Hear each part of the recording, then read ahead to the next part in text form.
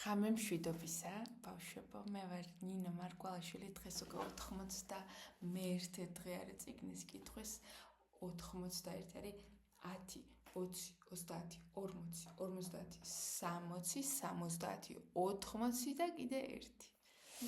ხო და დღეს უნდა გაგაცნოთ ქალბატონი ტემპლ გრანდინი, ნამდვილი, ძალიან მაგარი ადამიანი. Ამიტომ ახაც ცოცხალია და მე თუ გინდათ ვებგვერდს გეტყვით და დაათვალიერეთ რეებს აკეთებს და ვინ არის? მოკლედ, ქალი, გოგონა, რომელიც სურათებით ფიქრობს. ტემპლ გრანდინის ამბავი. წიგნის ავტორი არის ჯულია ფინლი მოსკა, ილუსტრატორი არის დენიელ რაილი.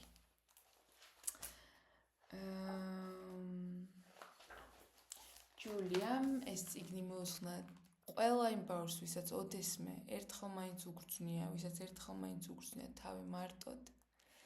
ხოლო ილუსტრატორმა წიგნი მოუსმნა ფლორენს და აზიას მადლობა გადაუხადა მხარდაჭერისთვის.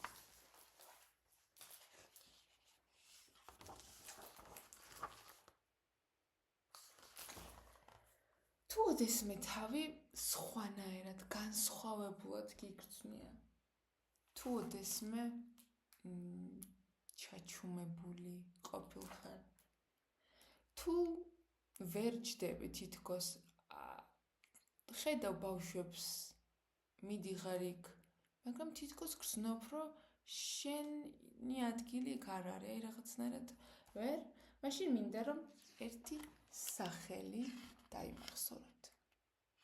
ტემპლ გრანდინი, ტემპლ სახელია, გრანდინი გვარი. აი ეს სახელი და გვარი, იმიტომ რომ მის ამბავში ნახავთ დიდ ამბავს. ამიტომ მოემზადეთ, იმიტომ რომ ხა თქვენ მოისმენთ კაუბოი გოგონას, რანჩოზე საქონლის მომლელი ქალის ნამდვილ ამბავს. ბოსტონის ქალაქში ერთ ცხელ ზაფხულის დღეს უტკბილესი პატარა ჩვილი ბაია დაიბადა. ეს ტემპლი იყო. ვაშა!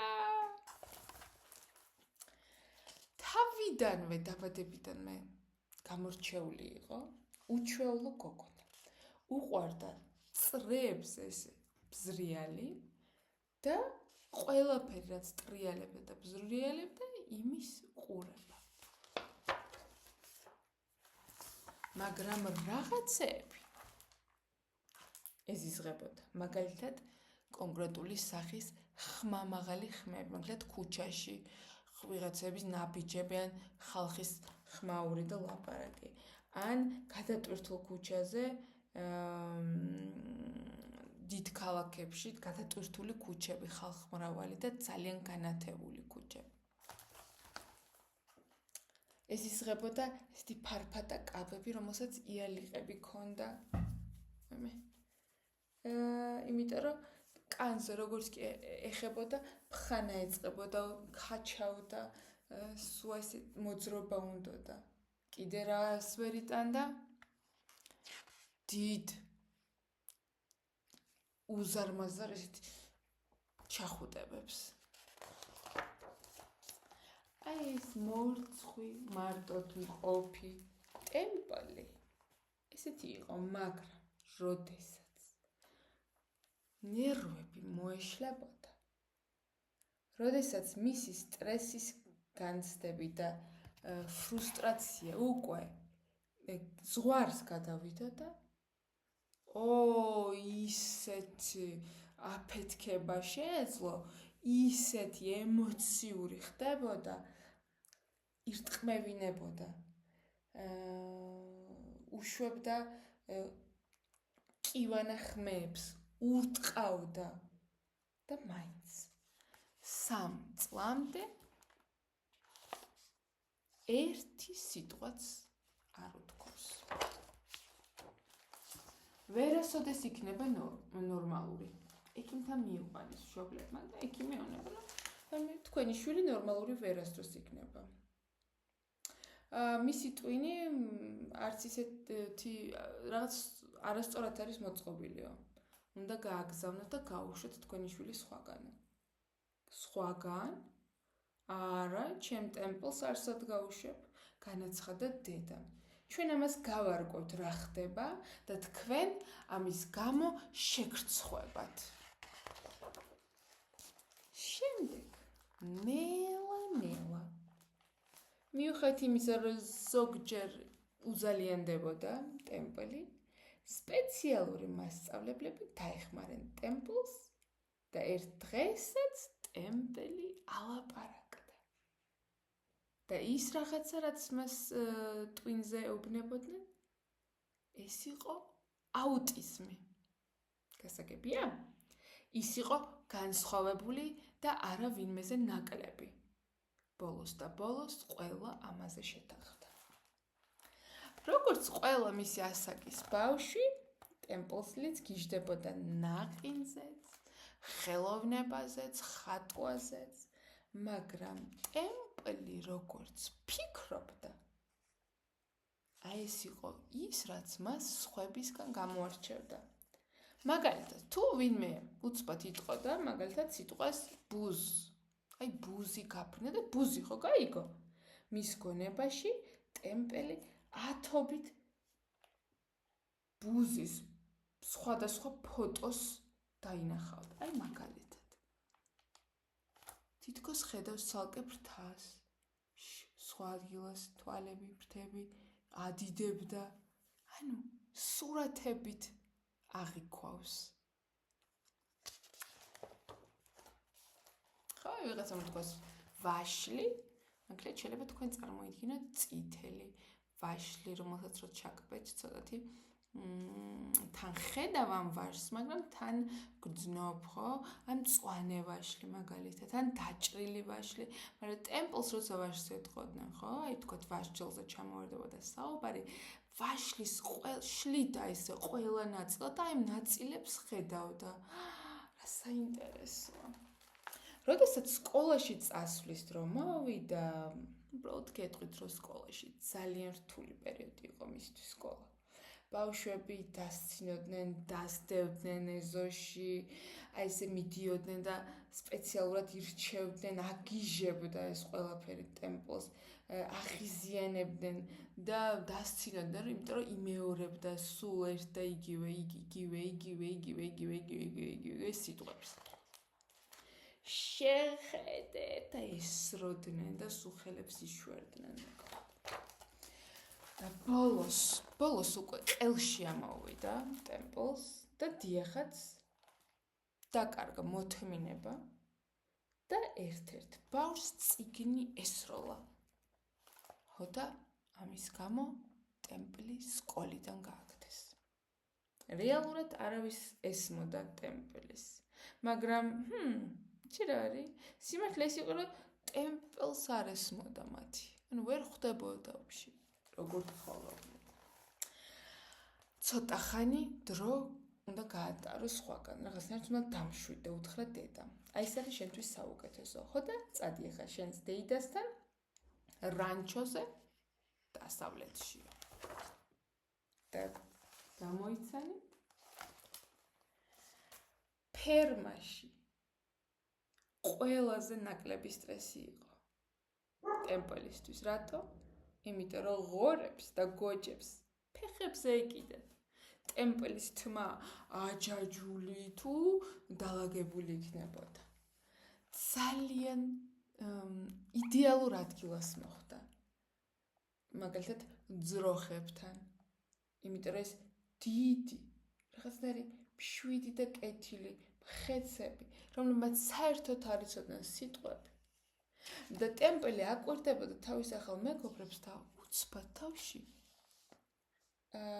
აზრი გაუჩნდა. ეს ძროხები ჩემსავით ფიქრობენ. სურათებით. ხოდა შემოდგომაზე ახალ სკოლაში რომ შევიდა, ტემპლს იქ უფრო დიდი მხარდაჭერა დახვდა. და მასწავლებელი, რომელიც მას ასწავლიდა, უთხრა: შენ არასდროს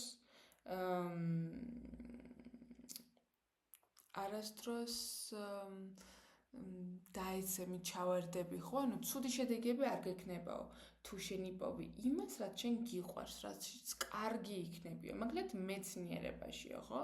და თუ შენ ამას იპოვი, რაშიც მაგარი ხარო, აი მაშინ აფრინდები და მწვერვალებს დაიპყრობო. ხო და მასწავლებელი მართალი იყო. მან ტემპლს ახალი კარი გაუღო. სკოლაში ტემპელმა ააშენა ეს მექანიზმი, რომელიც ფერმებში ქონდა ნანახი. აი ეს. გამოიგონა. ეს იგი გამოგონება, რომელიც ხის დაფებით გეხუტება და არა მკლავებით. ვიღაცები ჩვენ ხო ესე გვიყვარს ვიღაცებს ჩახუტება, ხო? ეზიზღებოდა ეს და იქ ფერმაში აღმოჩნდა ძროხები, რომ შეყავდათ მერე. ხო? ესეთი ჩასრულები იყო და ეს ხეები, ხის დაფები ეხებოდა და ამით შვიდდებოდნენ ძროხები. ხო და გამოუვიდა. მეხსიერებით გააკეთა, იმიტომ რომ ახსოვდა, ხო? გახსოვთ სურათებით ფიქრობდა და ზუსტად როგორც ძროხები ტემპლით შიგნით რო ძრებოდა, ტემპლიც შვიდდებოდა. განსაკუთრებული ვარ, თქვა, გაიფიქრა მან, როგორც ნათელი კაშკაშა ვარსკვლავი.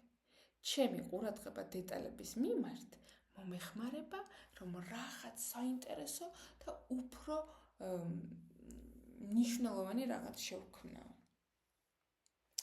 თავის სწავლის პროცესში აღმოაჩინა, რომ ფერმები, ხო, სადაც ცხოველები ყავთ, შინაური ცხოველები, არც ისე კეთილად ეპყრობოდნენ ცხოველებს. ხო და მე მათ დავეხმარები, გაიფიქრე, მე გამოსავალს ვიპოვი. ხო, ნახე ძროხები ტირიან, უსიამოვნოა, დადიოდნენ წრეებზე, მე ესენი და ცდილობენ რომ შეიყვანონ, ხო? და შემდეგ რაღაც არაჩვეულებრივი მოხდა, გამოიცნობთ? პირდაპირ კოლეჯში წავიდა სასწავლებლად. დაასრულა უნივერსიტეტი, 3 დიპლომი აიღო. და მიუხედავად იმისა, რომ იმ პერიოდში ქალბატონები არ ითვლებოდნენ, ესე არ აღიარებდნენ როგორც ექსპერტები ფერმაში, ფერმის საქმეებში, თქვენ გონიათ ეს შეაჩერა ტემპლმა? არანაირად, არაჩვეულებრივად გამოვიდა ყველაფერი. ის კარს გადააბიჯა და წინ წავიდა, არანაირი ცრემლები. მთელი სამყარო მოიცვა, თუმცა ზოგჯერ ეშინოდა ხოლმე. იმიტომ რომ რაღაცები არის საშიში. მაგალითად ის ადამიანები, რომლებსაც ხვდებოდა ტემპელი, რომლებიც საერთოდ ყურადღებას არ აქცევდნენ მის იდეებს. ხო, რაღაცას უყვებოდა და ესენი იხედებოდნენ იქ. მაგრამ ტემპელი არასოდეს დანებდა.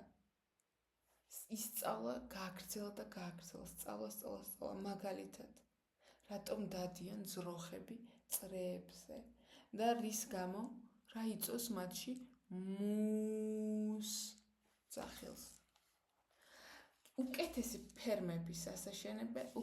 ფერმების აშენება იყო მისი მთავარი მიზანი. ის გააკეთებდა. კეთილად მოეპყარეთ არსებებს, მათაც აქვთ გრძნობები, მათ გრძნობები აქვთ, შეგრძნებები აქვთ, მათაც ტკივად, მათაც უხარიათ, ისინიც დარდობენ, ხო? და ნახე.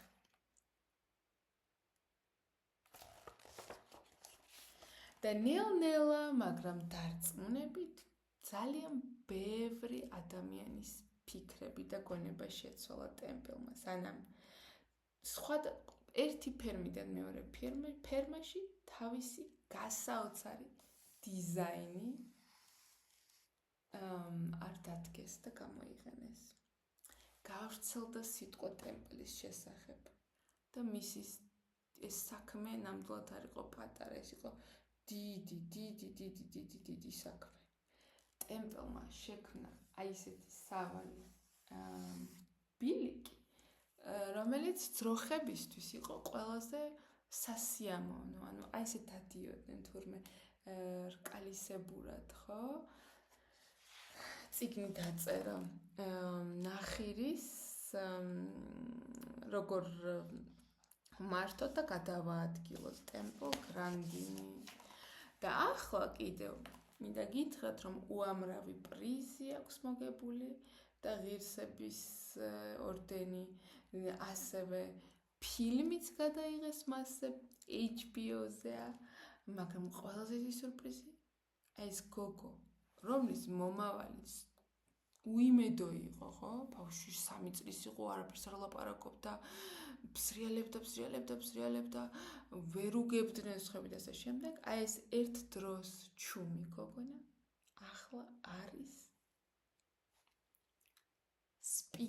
სპიკერი ნიშნავს ადამიანი, რომელიც გამოდის დიდ სცენაზე, აუდიტორიის წინაშე და ლაპარაკობს იმ თავის აღმოჩენებზე, კვლევებზე, ხო?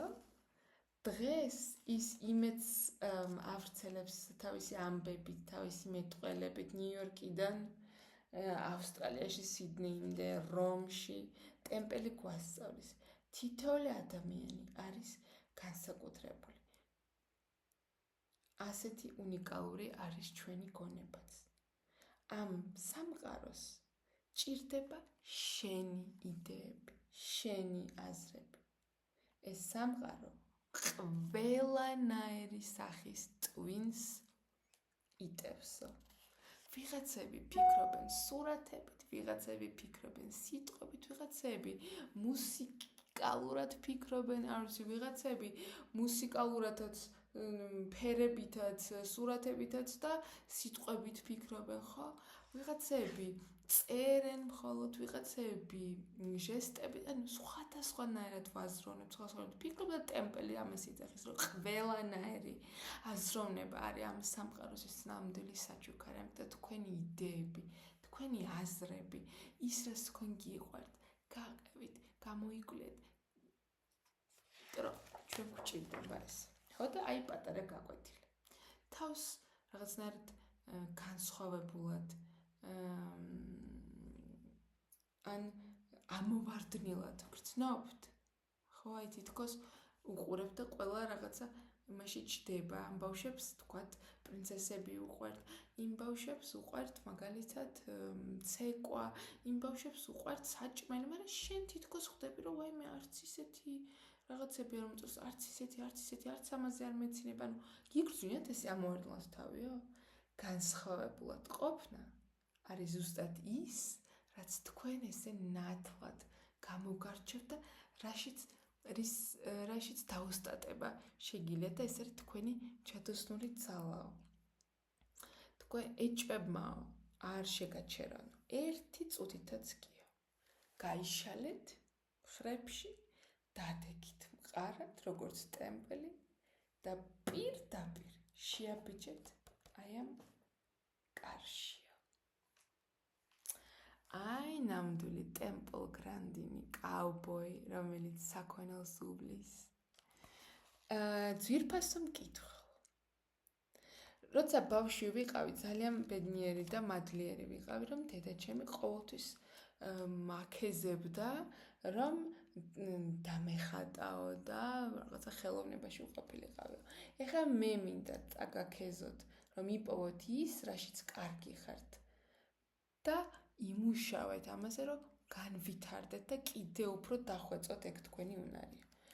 თუ დაინტერესებული ხართ მეცნიერი გახდეთ როგორც მეო, იპოვეთ რამე საინტერესო, cool ახალი გზები, როგორ შეხედოთ ნივთებს, როგორც მაგალითად მიკროსკოპით და ტელესკოპით. გამოიკვლიეთ ბუნება და მოიფიქრეთ თქვენი სამეცნიერო ექსპერიმენტი, რომელსაც თქვენი ხელით გააკეთებთ. გააგრძელეთ სწავლა, განსაკუთრებით თქვენი შეცდომებით ისწავლეთ. ტემპლ გრანდინი. ეს იყო ეს.